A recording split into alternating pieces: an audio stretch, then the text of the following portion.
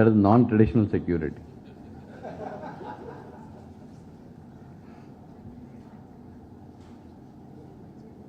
Yeah, thank you. Good evening, ladies and gentlemen. At the outset, let me thank Mr. Bharat of Indo Analytics and the staff for getting us over here to share a few thoughts of ours today. There was a very passionate speech by Mr. Praful. Before that, Colonel Rohit as well as the Major Saab. What I'm going to do, I'm going to take this beyond India and see how the security issues are going to shift towards 2030. And I'm going to talk about 4 paradigms. The external paradigm, the internal paradigm about which a lot of things have been spoken, and also the third paradigm is traditional security and non-traditional security. And how do they interplay? This is something that we need to understand when you deal with national security. Because if you are looking at only one aspect of it, you're going to miss the woods for the tree. So this is something that I'm going to cover. I'll cover it quickly and shortly, and each slide will be there for some time. I'm not going to speak about the entire slide, because each slide can be a full lecture of 1 hour. So I'm going to just give you a glimpse of that slide and speak about a point or two so that I can finish in time. Okay? Next, please. So we talked about national security. What are the national security objectives? If you look at the first 3, they are talking about external security. If you look at the last 2, they are talking about internal security, wherein we look at the equitable, prosperous, and shields them from risks of life and livelihood. This is internal. The previous one is also internal. So national security objectives have got an external connect and the internal connect. Next, please. How do you see the external security environment in 2030? US is likely to reduce in influence. It has been reducing in influence for some time now. It is likely to further reduce, but it is not going to be weak. It is going to only reduce its influence by a notch. But the other aspect is important. China is likely to increase its influence. Why am I saying this? Please click on the word China. You look at we talked about Vasco da Gama, we talked about everybody else. You please look at the stars I have marked. Today, China owns or fully or partly stakes in more than 100 ports across the world. And all those ports are connected to the entry and exit points of the seas. And this is the same analogy of controlling of the seas that the British used earlier to conquer the world. Next slide, please. In addition to this, if you have to project power through the world, you need to create a set of bases. So this is how you find the Chinese bases have been marked. These are the ones, they have not come up as yet, by the way. There are rumors of it coming up. Somewhere partially it is done, partially it is being built up, but it is happening. So this is something that you need to keep in mind. The third thing, next slide please. China launched something known as a Global Security Initiative in April of this year in 2022. Mr. Xi Jinping himself announced this. Okay? What does it involve? Please understand the objective, what I have given here. What it simply says is China wants to promote an alternative security architecture in the world to the existing one. So if that is the case, then how do they do that is what is given in the China's initiatives. What all initiatives they have already taken to do this is what is being given here. It doesn't end here. There is another slide. Next slide, please. The initiatives continue. So there are many initiatives that they have taken which would help them to ensure that they create an alternative security architecture in the world. Now go and click on the title. It will go back to the original slide. Yeah. Russia-Ukraine campaign. It's 1 year already, right? So therefore, it is going to continue for some more time, but there's no end in sight. How will it end? I am sticking my neck out here. My own understanding is it will end in an armistice. What is an armistice? No peace, no war. Means we are still at war, but we are not fighting. That is precisely what has happened between North Korea and the US. Right? Why I am saying this? We are looking at 2030 and beyond. That is 7 years from now. So war fatigue will set in at some point in time. Both the sides will have to come to some kind of an understanding, and this is probably the way it could continue. Europe and NATO, they are not going to change their threat perception. And what is the threat perception? Their threat perception is their first security threat comes from Russia. China is nowhere on the horizon because geographically they are apart, and they feel that China will not be able to pose a security threat to them. Therefore, they are not going to change that perception anytime soon. Neighborhood less Pakistan. What do you mean by that? All the neighborhood other than Pakistan, they are likely to be more inclined towards India. Why am I saying it? My friend here talked about Sri Lanka and how we bailed them out in the recent crisis that they've had. You take any country around us today, taking from Afghanistan, Nepal. Nepal was slightly going towards China, but then things are still being worked out and they're likely to be more leaning towards Nepal. I was in Nepal 3 months ago. There is a clear-cut understanding that trade with China is a no-go. Trade has to take place through India because of the geographical reasons and other reasons, actually speaking.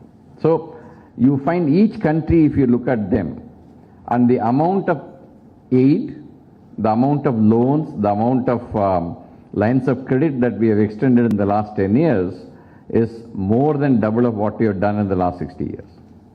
So they understand who is the helping hand, who comes in terms of necessity, who is the first responder we talked about. So that is something that we need to keep in mind. ASEAN countries are hedging between US and China. They do not want to take any side. If you look at their policy on Indo-Pacific, it clearly mentioned that they do not want to take sides between US and China. And therefore, they are likely to be ambivalent. They are not going to shift that position because they are small countries. They fear for their security and survivability, and so therefore, they are not going to change that particular thing. And lastly, contest in Africa and South America is going to increase. Why am I saying it? I know there is a remark, there is a reaction to what I said. The reason for that is very simple. Today is a world where we are competing for resources. We are competing for rare earth material. We are competing for agricultural products. And these two continents have abundance of them. So therefore, the contest will be there in these two continents. Next, please. That was external security environment. How do I see internal security environment in 2030? You look at J&K. J&K is likely to become more stable in the next 5 to 7 years. Even in the last 2 years, you find more stability coming into J&K. When I say J&K, it's a state. It was a state earlier. Now it is 2 union territories. I mean both of them. Okay? And by the way, there is another soldier who has gone as Lieutenant Governor of Ladakh, Brigadier Mishra, who is from my regiment, by the way. Northeast is likely to become more normal, less Manipur. The reason why I am saying that, the insurgency levels are low in the Northeast today. In many districts, the Armed Forces Special Powers Act has been lifted. Manipur is a different ball game. And the reason for that is there are too many groups operating there. Even if you negotiate with some groups, the other groups are not going to play ball. So you find Manipur to be the problem as far as Northeast is concerned. Left-wing extremism, which you talk about, Maoists, etc. We initially, a few years ago, we talked about 728 districts which were dominated by Maoists. You don't hear it anymore. In fact, the levels are low and further it is going to reduce. Terrorism was talked about. I'm not going to talk more about it. We all understand what it is. Illegal migration was talked about by Prafulji. But despite what he said, I feel this is going to be a problem that we need to be contending with. Okay? border infrastructure improvement is likely to take place. Radicalization was talked about. This is something serious that we need to be understanding. I'm not talking about a particular religion. I'm not talking about anything. Radicalization of an idea is something that we need to be contending with. And that, I'm not talking about any particular religion at all, any particular sect at all. In every religion, every sect, radicalization is something that we need to be looking at very carefully. Social media is going to become much more powerful. Few years ago, you found all the Northeast personnel moved out of Bangalore to Northeast basically because some social media thing started from Pakistan. So social media is going to be a far more powerful tool in the hands of people who want to play hell with us. So please, that is something, that is why, the typical thing is the moment you see in a WhatsApp, you just forward it. You don't know who has sent it, you know what is the content of it, you just keep forwarding it to your groups and then, it keeps spreading. Okay? Corruption and disaster management are something that you need to be looking at as far as internal security environment is concerned. Next, please. Now, developments. What developments are taking place in the security field? On the left-hand side, I have told about traditional. I talked about 4 things, right? External, internal, traditional, and non-traditional. Traditional things I have kept on the left. You find that some time ago we were talking about only short wars. Russia-Ukraine campaign has proved that to be wrong. So you need to be prepared for long wars, conventional wars. Increase in the use of high-tech weapons. You see the kind of weapon that get used today in Ukraine. Effort on innovation. Standoff attack is going to be more increasingly becoming a norm. Standoff attack means hand-to-hand fight is going to take place, but the effect of that is going to be brought in by the standoff weapons that we are going to use. Grey zone warfare. How many of you understand what is the word grey zone warfare? Good. Then I can tell you, in 2 lines I can tell you what grey zone warfare is. Grey zone warfare is simply, it is not a proper combat, like what you see in a battlefield. You wage this war during peace and war through other means, like cyber attacks, like influence operations. Many things you can do, and it is not attributable. Like for example, if China does it on India, it cannot be attributed back to China. It is done in a way that it is not actually been attributable. Okay? The next one is on the multi-domain warfare. These are terminologies you will find in warfare. Don't get very confused about it. It is very simple. Multi-domain means everything put into it. Okay? Just click on that line, multi-domain warfare. Now you see this slide.